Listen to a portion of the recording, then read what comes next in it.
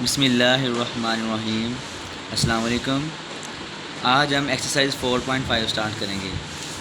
Exercise 4.5 में है कि आपने कैसे प्रॉफिट मार्कअप निकालना होता है, या आपके पास कोई रेट हो, या टाइम पीरियड हो, या प्रिंसिपल अमाउंट। चारों में से बेटा 3 क्वांटिटीज़ आपको गिवन हो तो चौथी क्वांटिटी कैसे निकालनी होती है, ये निकालने का तरीका हम सीखेंगे इसमें। उसके अलावा बेटा प्रॉफिट मार्कअप जो मार्कअप होता है वो क्या होता है कि जब आप बैंक से कुछ पैसे लेते हैं तो बेटा बैंक आपको कुछ कर्ज़े पे पैसे देता है, कि सूद पे पैसे देता है। मीन अगर आपने 40,000 लिया है तो वो कहेगा कि आपने जब साल बाद या 2 साल के बाद हमें रिटर्न करने हैं पैसे, इंस्टॉलमेंट्स में देने हैं, कैसे भी देने हैं, तो 40,000 के बजाय आपने हमें 45,000 रुपये देना है। तो जो आप वो 40 की बजाय 45, यानी कि ऊपर वाला जो 5,000 रुपये उन्हें दे रहे हो वो आपका कहलाता है मार्कअप। ठीक है, मार्कअप क्या होता है। इस तरह बेटा जब आप चीज़ मुख्तलिफ मोबाइल लेते हो या इंस्टॉलमेंट पे या कुछ चीज़ें लेते हो मुख्तलिफ किसी भी कॉर्पोरेशन की दुकान पे, तो वो आप ऐसे ही करते हैं कि इंस्टॉलमेंट में चीज़ें देते हैं। 24,000 वाली चीज़ वो 29,000 की देते हैं, 30,000 वाली चीज़ वो 36,000 रुपये की देते हैं, कि 5-6 हज़ार रुपये वो आपसे मार्कअप रखते हैं। ठीक है, वो आपका प्रॉफिट मार्कअप कहलाता है। ठीक है, ये काम आपने एक्सरसाइज 4.5 में करना है। सबसे पहला क्वेश्चन लिखा हुआ है, find the profit on 40,000 eight the rate of 3% per year for 3% per year for 4 years. कह रहे कि 40,000 का 3% के लिहाज से 4 साल, 40,000 आपने लिया है किससे 4 साल, उसका 3% के लिहाज से प्रॉफिट बताएं। 40,000 का 4 साल आपने जो टाइम पे 40,000 लिया है उसका 3% के लिहाज से प्रॉफिट बताएं कितना आता है। तो क्या करेंगे, आपने फार्मूला है जो यूज़ करना है इसमें, वो आपके पास है I is equal to P multiply by R multiply by T. ठीक है, आई आपके पास होता है प्रॉफिट मार्कअप, पी आपके पास है प्रिंसिपल अमाउंट। बेटा प्रिंसिपल अमाउंट या जो आप चीज़ लगाओ या जो आप किससे लेते हैं एक्चुअल, वो आपका प्रिंसिपल अमाउंट होती है। और टी होता है टाइम। टाइम हमेशा आपका ईयर्स में होता है, रेट हमेशा परसेंटेज में होता है। ये आपको प्रिंसिपल अमाउंट पैसे होते हैं, ये आपके पास प्रॉफिट मार्केट, ये भी आपके पास अमाउंट ही होती है, रुपीज़ होते हैं। ठीक है, अब क्वेश्चन में सबसे पहले लिखा है प्रॉफिट, फाइंड द प्रॉफिट। इसका मतलब आपने निकालना है कि आपने प्रॉफिट निकालना है। ठीक है, प्रॉफिट का मतलब है आपने आई निकालना है। ठीक है, नेक्स्ट लिखा हुआ है ऑन 40,000, यानी कि प्रिंसिपल अमाउंट जो दी हुई है आपको, वो दी हुई है principal amount P is equal to 40,000। ठीक है, 40,000 दी हुई है। आगे लिखा है eight the rate of, rate क्या दिया हुआ है, रेट आर दिया हुआ है 3%, और टाइम जो दिया हुआ है वो आपको दिया है T is equal to 4 years. ठीक है, ये चीज़ें आपके पास गिवन है। आपने क्या करना है, देखें आई निकालना है, PRT आपके पास है, आप लिखा देंगे we know that I is equal to P multiply by R multiply by T. तो आई निकालना है, इसको छोड़ देंगे। पी की वैल्यू है 40,000 मल्टीप्लाई बाय आर है 3%, मल्टीप्लाई बाय टी दिया हुआ है 4 ईयर्स।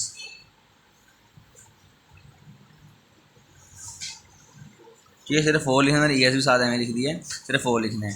आ जाएगा I is equal to 40,000 multiply by 3/100। बेटा परसेंटेज को मैंने चेंज किया, परसेंटेज की जगह 100 लगा देते हैं।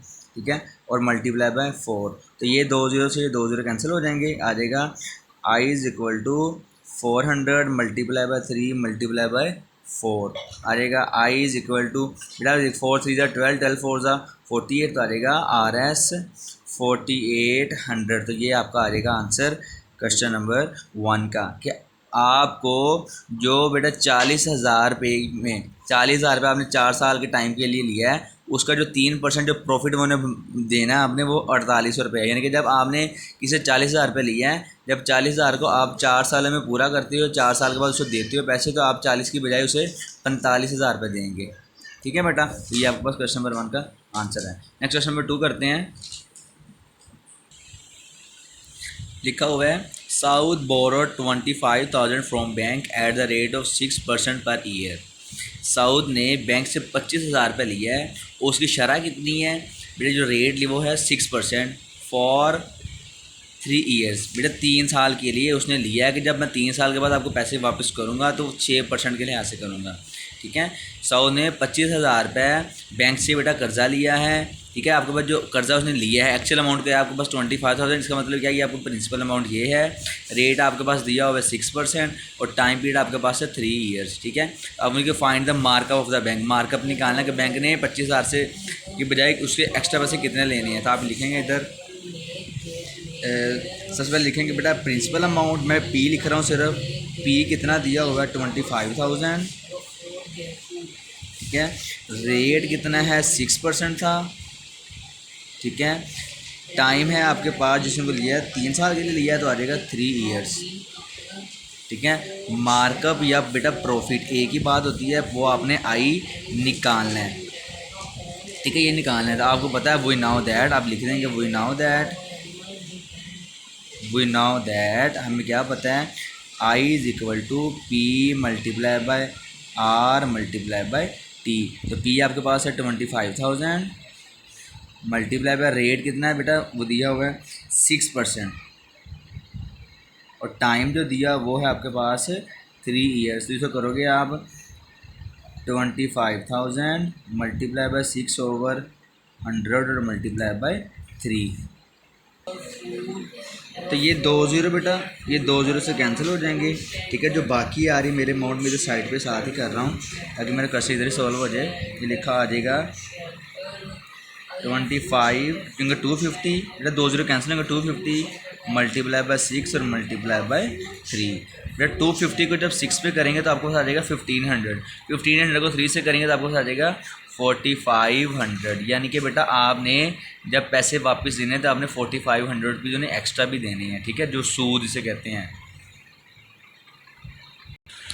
नेक्स्ट थर्ड पार्ट लिखा हुआ है फाइंड प्रिंसिपल अमाउंट। अब बेटा उसने किया है प्रिंसिपल अमाउंट आपने निकालनी है। Invested by Riyaz in a business if he received a profit of 4200 in 3 years at the rate of 12% per year. वो कह रहा है कि रियाज ने अपने बैंक पर कितनी एक्चुअल अमाउंट लगाई है कि उसे 3 साल बाद 10%, 1 साल का 10% शरह के लिहाज से 4200 रुपये बेटा 4200 रुपये उसे बचत हो, मुनाफा हो। ठीक है, तो इसका मतलब क्या है, आपने निकालना क्या बेटा प्रिंसिपल अमाउंट निकाली। उसने स्टार्टिंग पे खुद इन्वेस्टमेंट की थी तो आप लिखेंगे इधर पी आपने इधर निकालना है। ठीक है, उसके बाद आई जो बेटा प्रॉफिट हुआ है, मार्कअप आपको आया है वो कितना आया 4200। रेट आपके पास है 10% पर ईयर तो 10 इधर आ जाएगा 10%। अब टाइम कितना है, टाइम दिया हुआ है आपको 3 ईयर्स। ठीक है, आपको पता है कि I is equal to P multiply by R multiply by T होता है। तो आई आपके पास गिवन है वो आ जाएगा 4200। पी आपने निकालना है, नहीं छेड़ेंगे इसे। मल्टीप्लाई बाय आर की वैल्यू 10% है। ठीक है, और मल्टीप्लाई बाय टाइम है 3 ईयर्स। ठीक है, तो ये आ जाएगा 4200 is equal to P multiply by 10/100 multiply by 3। Percent को जब ख़त्म करते हैं तो 100 डिवाइड में आ जाता होता है।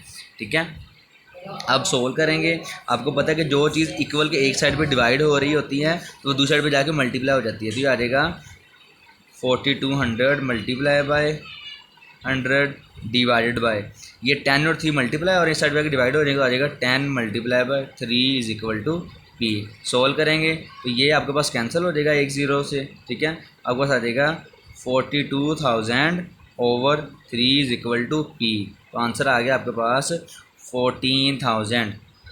ठीक है, RS 14,000 आपका आंसर आ जाएगा कि उसने जो स्टार्टिंग में जो प्रिंसिपल अमाउंट लगाई थी, जो एक्चुअल इन्वेस्टमेंट की थी वो 14,000 बेटा 14,000 लगाया तो फिर ही उसे 3 सालों के बाद उसे 4200 उसे बचत हुई है।